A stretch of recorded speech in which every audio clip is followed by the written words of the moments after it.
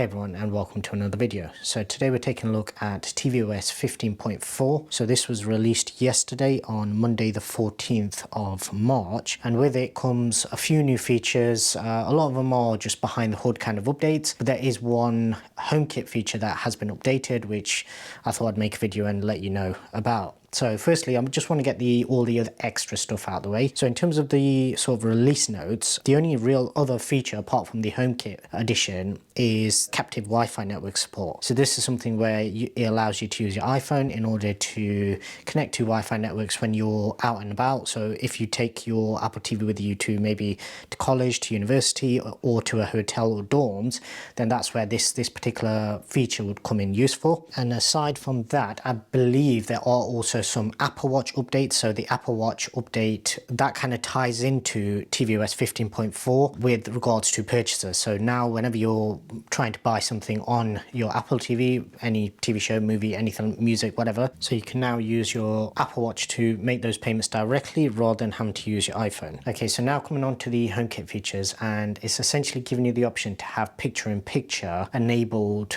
directly from the actual control center rather than doing it the old sort of hack way that I actually used to do. So previously, if you wanted to have any camera on the screen, what you would have to do is essentially invoke Siri, show me the driveway camera.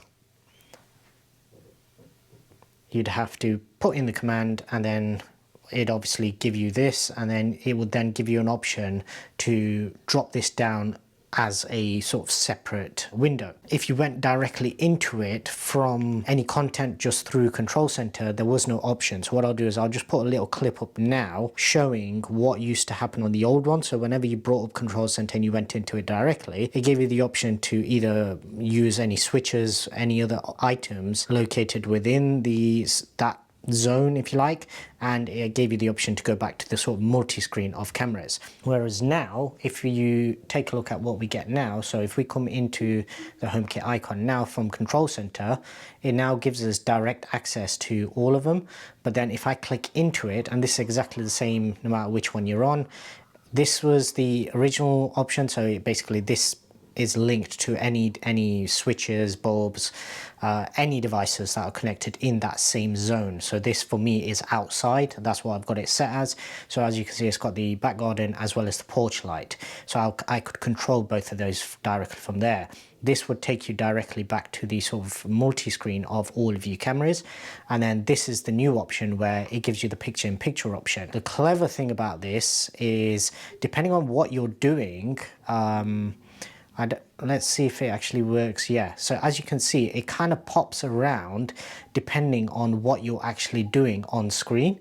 And in order to interact with it, you have to press the sort of TV or home button, and then it gives you these options, and you can then choose whereabouts on the screen you actually want it as well.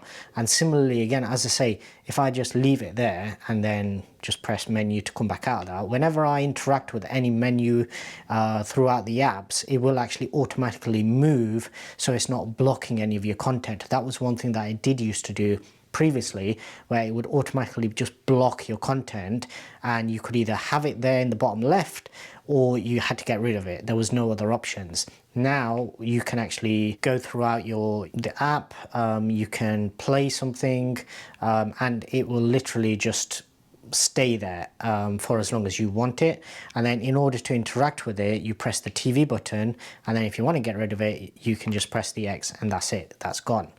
So as I say, it's a nice little update, and what it does do is it gives you the option to actually have whatever set camera, if you want to just keep an eye on a particular zone or area or camera that you have hooked up, it gives you that option. In terms of the rest of the HomeKit functionality, we still don't have any of the additional sort of control aside from scenes. So this is going right back to the start of tvOS 15, and I think it may have even been in tvOS 14, I'm not 100% sure, but right back going to the start of tvOS 15, we had scene sort of options, but we didn't have no option to actually control individual items.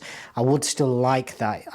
I do get the fact that obviously if you have a lot of items in your house, as I do, then that's a lot of icons, and it can get confusing.